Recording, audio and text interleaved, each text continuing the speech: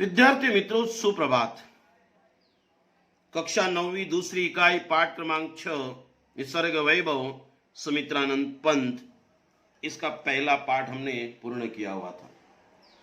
दूसरे पाठ के बारे में हम चर्चा करेंगे।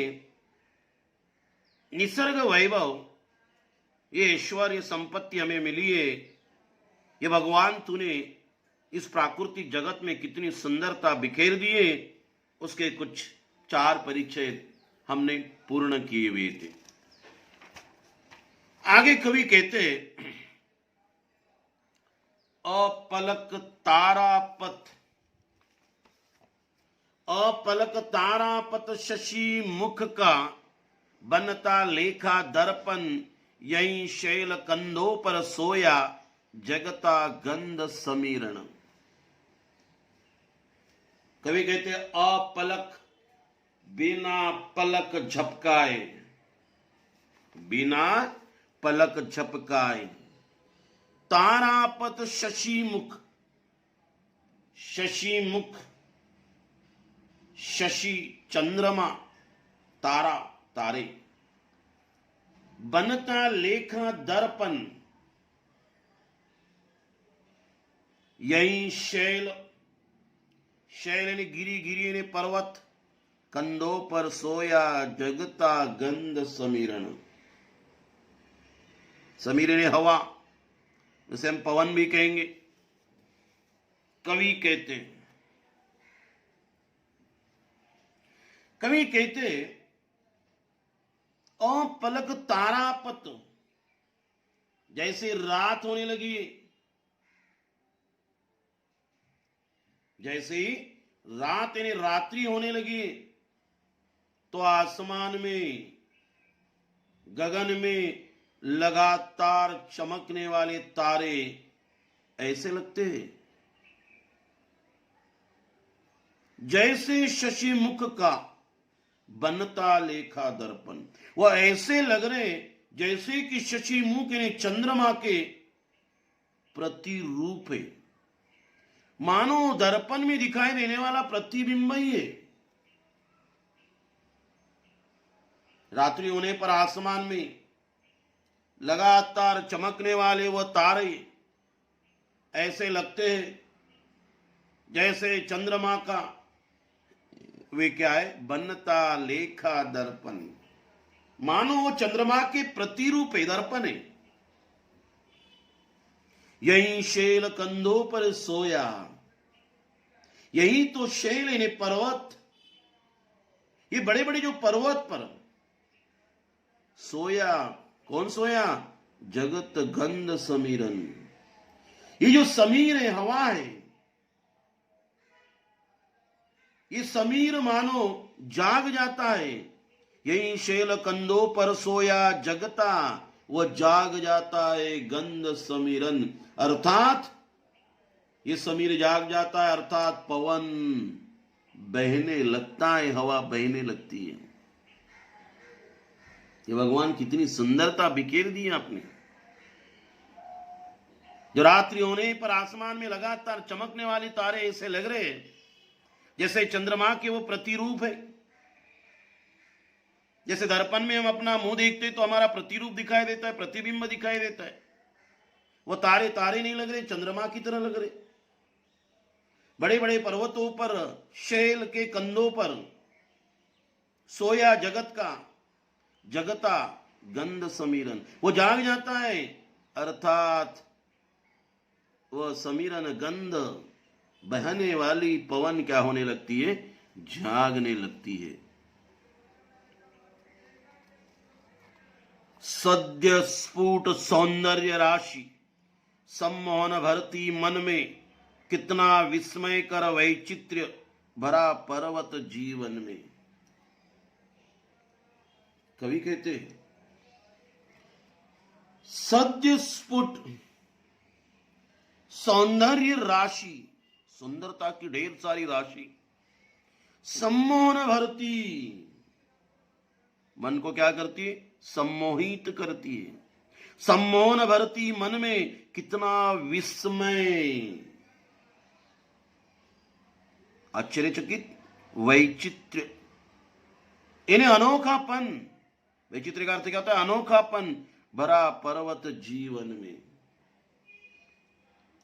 कवि कहते हैं सद्य स्फुट, इस सुंदर पर्वतों को देखने की सम्मोहन भरती मन में। यह सद्य स्फुट सौंदर्य, ढेर सारी राशि जो है, ये सुंदर पर्वतों की ढेर सारी राशि, इतनी सुंदरता देखती ही क्या होता है? सम्मोहन भरती मन में।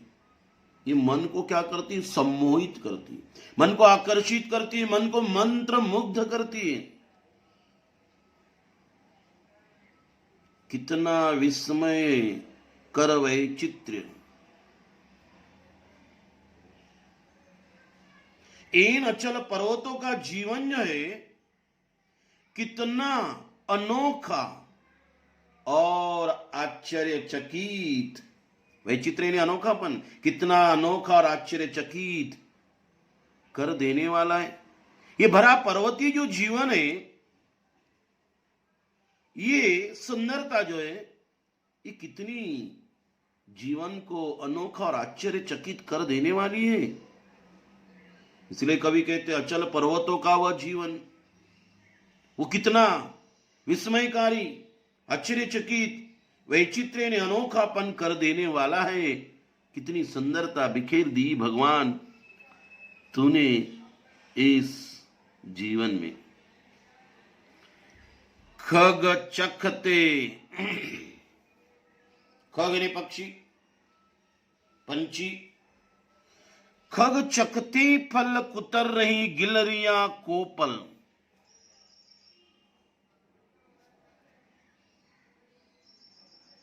वन पशु सब लगते प्रसन्न परिचित मरकत आंगन में। खग चखते फल, पक्षी जो है, पंछी जो है, वह फल को क्या कर रहे? चख रहे। चख रहे मतलब खा रहे। कुतर रही गिलरियां कोपल, जो गिलरियां है वो क्या कर रही है? कोपल, इन्हें नए पत्ते जो है, इन नए पत्तों को क्या कर रही है? कुतर रही है। इधर नजर दौड़ाओ तो कई पंछी पेड़ों के डालियों पर बैठे हुए फलों का स्वाद ले रहे, उसको चख रहे।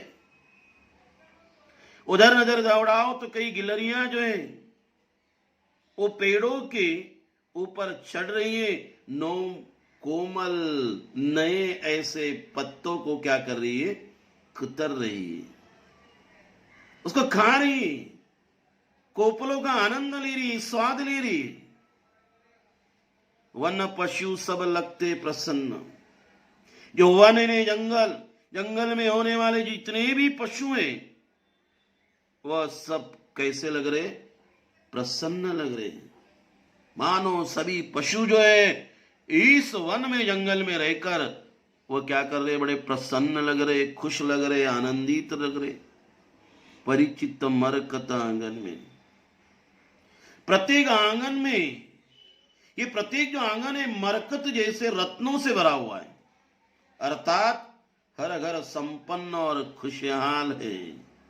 ये प्रत्येक आंगन जो है, ये प्रत्येक आंगन मानो क्या है? धरती रूपी रत्न। ये धरती रूपी परिचित मरकत, मरकत इन्हें एक रत्न, ये धरती रूपी रत्न पर सभी के सभी कैसे लग रहे? प्रसन्न लग रहे, आनंदित लग रहे, खुशहाल लग रहे। इधर नजर दौड़ाओ तो पंछी फलों को खा रहे, गिलरिया कोपल का आनंद ले रही, सारे पशु प्रसन्न लग रहे, मानो ये धरती रूपी रत्न पर सभी के सभी जीव जंतु, चाहे पशु पक्षी और कोई, वह सभी के सभी काफी आनंदित प्रसन्न लग रहे। स्वाभाविक यदि मुझे याद आता, स्वाभाविक यदि मुझे याद आता ईश्वरी क्षण में, जड़ जग इतना सुंदर जब चेतन जग में क्या कारण रहता अहरह जो विषण्य जीवन मन का संघर्ष।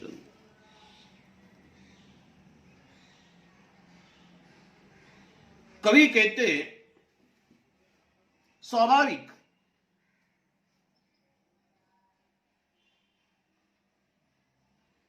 अपने आप मुझे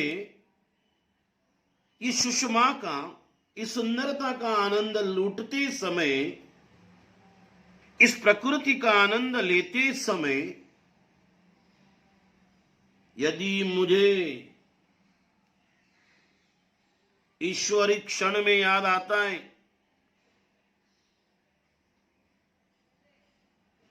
या ईश्वर की मुझे याद आती है, ईश्वर की एक क्षण में मुझे याद आती है, तो मैं क्या सृष्टि, जड़ जग, इन सृष्टि इतना सुंदर, जो ये सृष्टि जो है इतनी सुंदर से भरी हुई, कितनी सुंदरता इस सृष्टि में बिखरी हुई है। चेतन जग में क्या कारण, ये चैतन्य ने संसारी जग में ऐसा कौन सा कारण है? ये सृष्टि इतनी सौंदर्य से भरी हुई है, फिर भी ये ऐसा कौन सा कारण है? रहता अहरह, जो रहता अहरह ने प्रतिदिन, जो विषन्न इन्हें दुखी निराश व्यतीत जीवन मन का संघर्षण। ये मानो का मन फिर भी क्यों दुखी रहता है?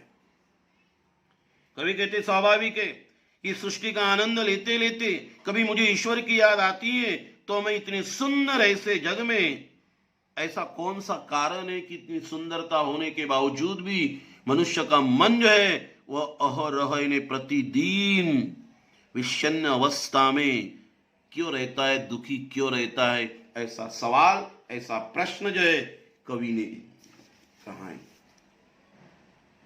ये ईश्वर, मुझे कारण नहीं पता कि आखिर कोई जड़ जगत में इतनी खुशियां हैं, खुशियों से भरा है, सौंदर्य भरा हुआ है, जबकि चेतन अर्थात इंसानों की दुनिया का प्रत्येक दिन संघर्ष और दुखों से भरा होता है। तो मैं अवश्य प्रश्न करूंगा कि मनुष्य इतना उदास, निराश, व्यथित क्यों है? ऐसा कवि कहते हैं।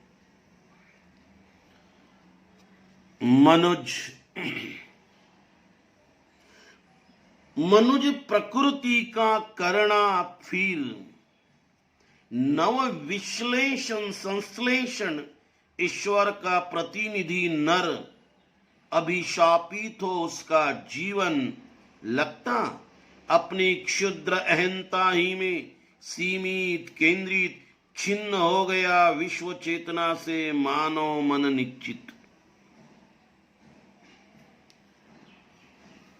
कवि कहते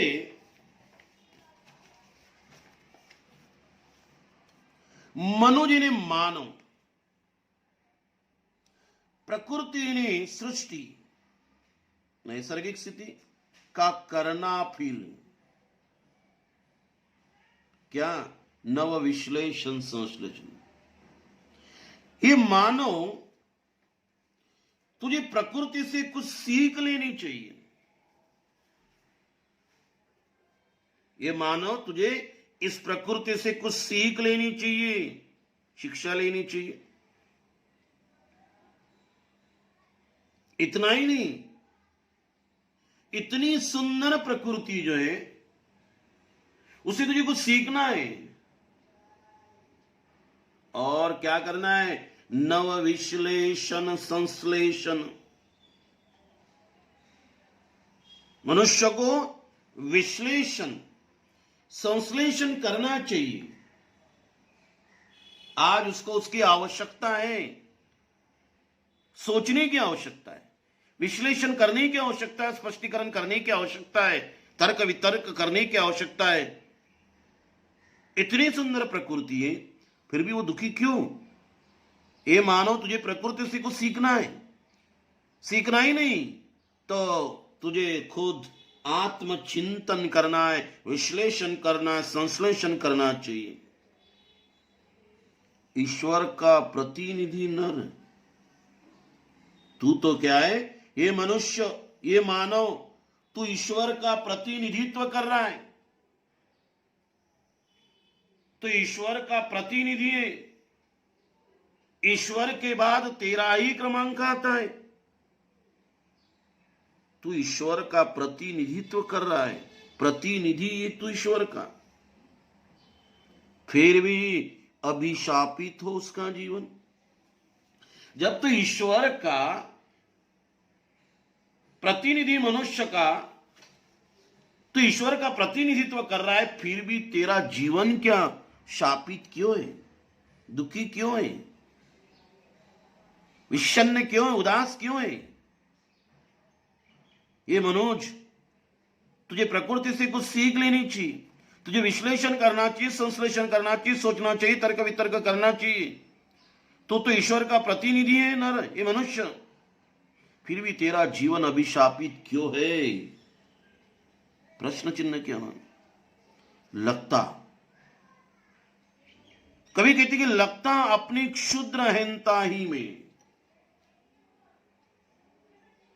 लगता कवि कहते क्षुद्र यानी मामूली, अहंता यानी गुमान, गर्व, अहंकार। ऐसा लगता है कि ओछे, क्षुद्र, मामूली अहंकार में मनुष्य स्वयं तक ही सीमित केंद्रित है।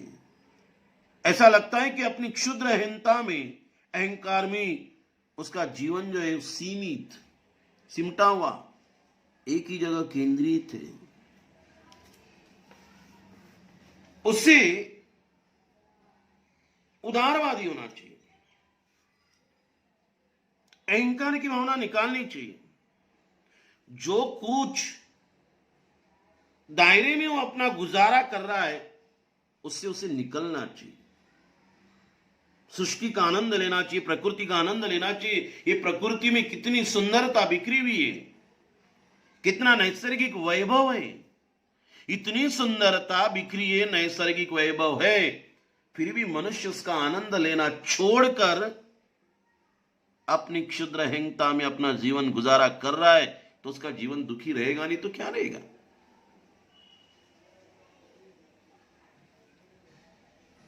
कवि कहते हैं कि प्रकृति, ये मनुष्य मानो, तुझे क्या करना है? प्रकृति से कुछ सीख लेनी है। तू जो कर रहा है, तुझे आनंद क्यों नहीं मिल रहा है, उसका तूने विश्लेषण, संश्लेषण करना चाहिए, समझना चाहिए। तू तो ईश्वर का एक बड़ा प्रतिनिधि है। ईश्वर के बाद तुझे दर्जा दिया गया है, ईश्वर की सबसे बड़ी तू कृति है, फिर भी तेरा जीवन अभिशापित क्यों है, दुखी क्यों है, विषन्न क्यों है, उदास क्यों है? हां, मुझे लगता है, कवि कहते हैं, लगता है अपनी क्षुद्र अहंताएं में सीमित, केंद्रित। तो क्षुद्र, ओछा अहंकार तेरे अंदर है। यह अहंकार मनुष्य स्वयं तक तू सीमित और केंद्रित है, उससे तुझे निकलना है। छिन्न हो गया विश्व चेतना से मानव मन निश्चित, विश्व चेतना से तू दूर हो गया, छिन्न भिन्न हो गया है, अलग हो गया है। मानव मन तेरा निश्चित विश्व की चेतना से अलग हो गया, तू दूर हो गया, तू अकेला पड़ गया है। ये मानव, तुझे इस प्रकृति से जुड़ना है, इस विश्व में जो नैसर्गिक सौंदर्य है उसका आनंद तुझे लेना है। जो आज तू अकेला पड़ चुका है उसका कारण तू ही है।